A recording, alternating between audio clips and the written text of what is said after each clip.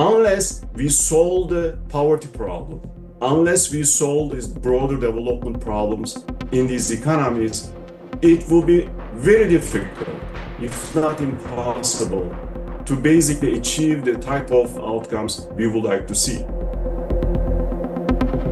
How we are going to reduce fragility? We need to have basically stronger institutions, macroeconomic policy frameworks, legal systems.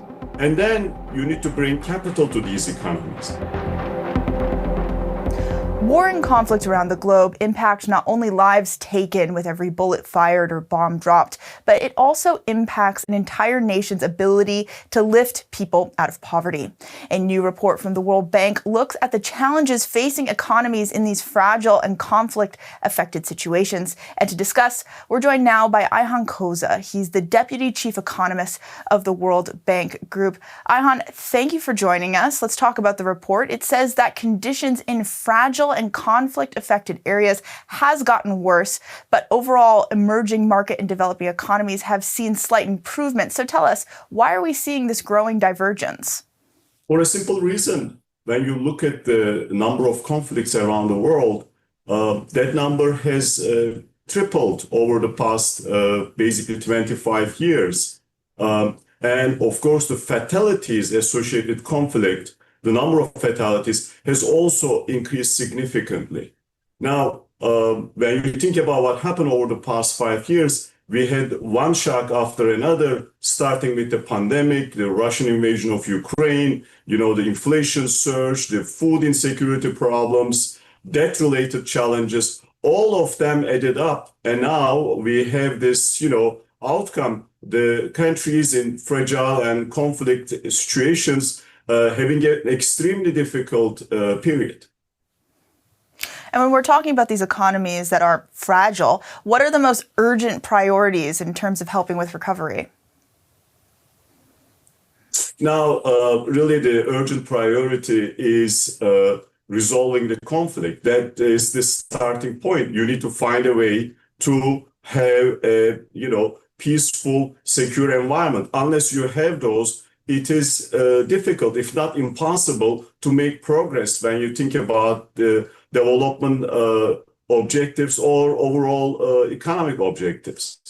And then you need to find a way to overcome fragility and build institutions, build a legal system that is functioning so the economy is going to function, attract investment. And then when you look at these economies, the single most important challenge in some cases, you have population growth is much faster than jobs growth. So you need to generate jobs. Now, that's in and of itself an extremely large problem, given the type of, the population growth we see in these economies. You mentioned conflict resolution, and something that jumped out at me from the report was this idea that conflict prevention actually might be the best option for not only life and property, but also improving these economies. It seems like, frankly, and this might be a crude way of putting it, but a better return on investment. What levers does the World Bank have to pull to help encourage parties in a conflict area to find a diplomatic solution? Now, we are basically focusing on development issues related to economic challenges, and really the things we would like to do, we would like to improve the conditions on the ground. There are different ways we approach that problem. Of course, we provide financing, especially in these economies. We provide low-cost financing, the grants. And then we provide, the policy support, technical assistance, and we work with the global community to improve the institutions they have. Now, we have 39 fragile, conflicted states basically around the world. Out of these 39, 17 of them are low-income countries. So there are a number of them, actually, they are in the middle income category. They have certain advantages in terms of, natural resources, being, great, actually, tourism destinations. And I mentioned the demographic dividend they have. So we need to find ways to take advantage of these, basically the resources these economies have that will require public funding but more importantly, private funding. How is that private funding going to come to these economies when they are basically, suffering from insecurity? That's something, you start with the resolution of the conflict, and then you would like to build institutions, you would like to build macroeconomic frameworks. And we are working on all of those dimensions. There were several knock-on effects that were highlighted by the report that really jumped out at me. And one of these is the effects of disruption to schooling and other educational opportunities. Can you elaborate a little bit on that? Yes, when you think about basic indicators of human capital development, years of schooling.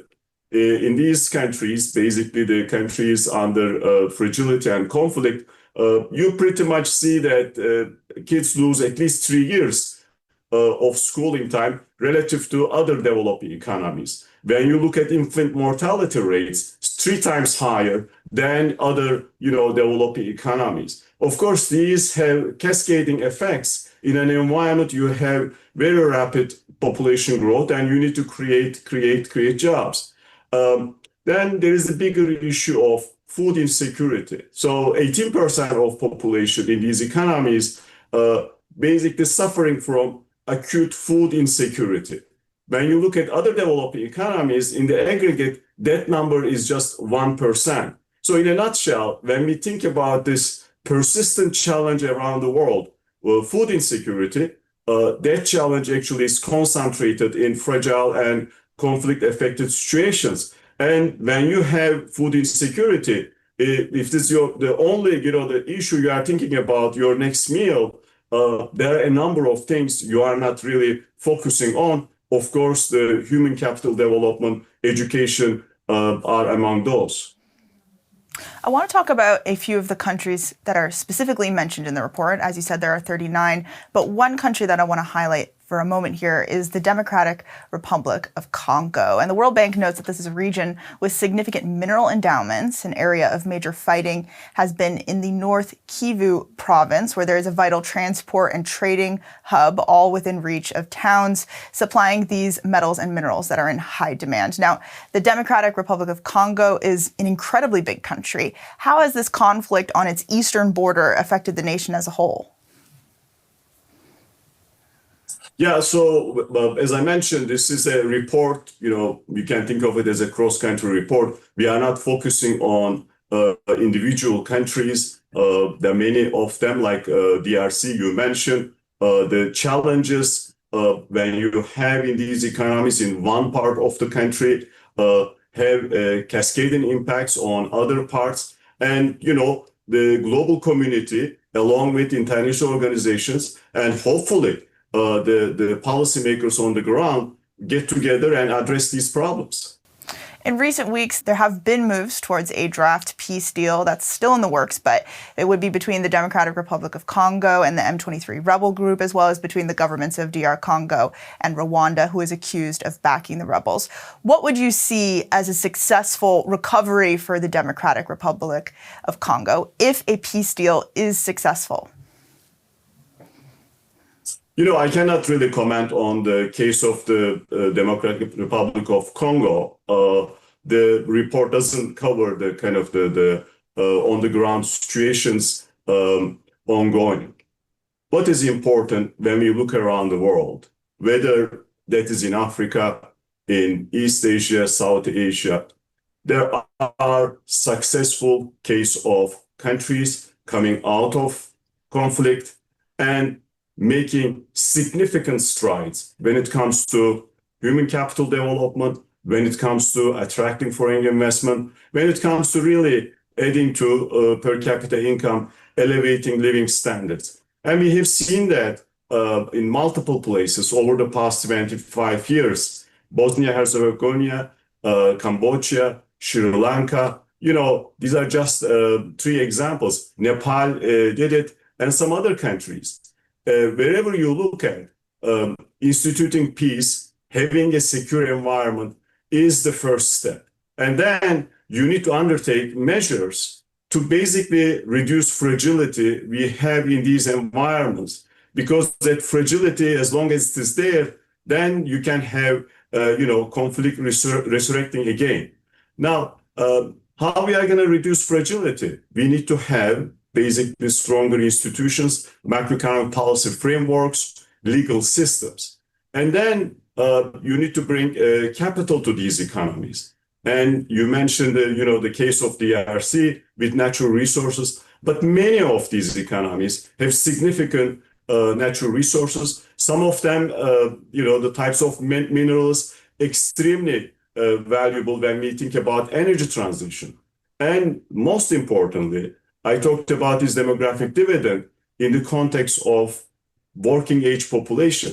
The rest of the world, we see a rapid aging in advanced economies, in large emerging markets. These are the countries that are going to bring, young population to the global labor force. We need to make sure these new entrants have the skills, have the type of, background to participate in a way that's going to be productive. And we need to find ways to have them jobs, basically, to overcome the challenge of poverty. Let's stay on this macro level. Why have these 39 economies identified in the report not seen a post-pandemic bounce back like many other nations have? That's an excellent question. I think they started at a worse place relative to other economies. In some cases, these successive shocks had a huge problem. The shocks related to global inflation. And then, of course, some of them accumulated significant amount of debt even before the pandemic. So they did not have the type of fiscal resources to cope with the pandemic shock and its aftermath. And then when you think about the increase, basically the geopolitical tensions around the world, and the type of resources needed to overcome the problems on the ground, I think that the global community now needs to do a better job to help these economies and get them to a level that at least in some cases, we will see a better prospects going forward. Speaking of the responsibility of the global community, the report calls for ongoing humanitarian and international support, but we have seen a major funder of this kind of support, USAID, shut down in recent months under the Trump administration in the US. What does this mean for the outlook of these economies? Now, when you look at over a longer time period, foreign aid to developing world has been in decline. So, and when you look at the kind of the broader capital inflows, especially for indirect investment, that has been, declining as well relative to GDP of these economies. In the context of fragile conflict situations, actually the FDI is even lower than other developing economies. There are at least three issues we need to keep in mind. Number one, public resources, public funding, critical, and it's necessary. But it is not going to be the cure when we think about the problems these economies are confronted by. So we need to have a much larger pool of funding, and that funding is going to come from the private sector. It's going to come because of the attractiveness these economies and the growth prospects over the long term getting better in these economies. The second point is that there we have significant challenges. We need to overcome these challenges. That starts with, of course, overcoming conflict and in some cases, as you mentioned, preventing the conflict as quick as possible, because when conflict erupts, it becomes more difficult to contain. It becomes more costly to overcome. And I think the final point is that the public and the private entities need to work together. There has to be ownership on the ground when it comes to peace efforts. There has to be ownership on the ground when it comes to building institutions, improving, macroeconomic frameworks, and providing public services.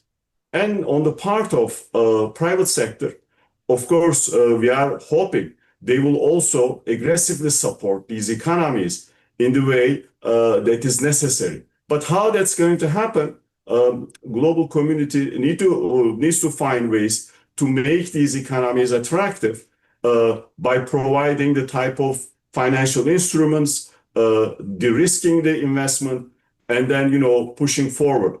The most important point is the following.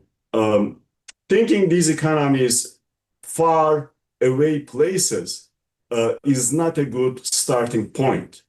The problems in these economies will not stay in these economies in their own borders. They will spill over.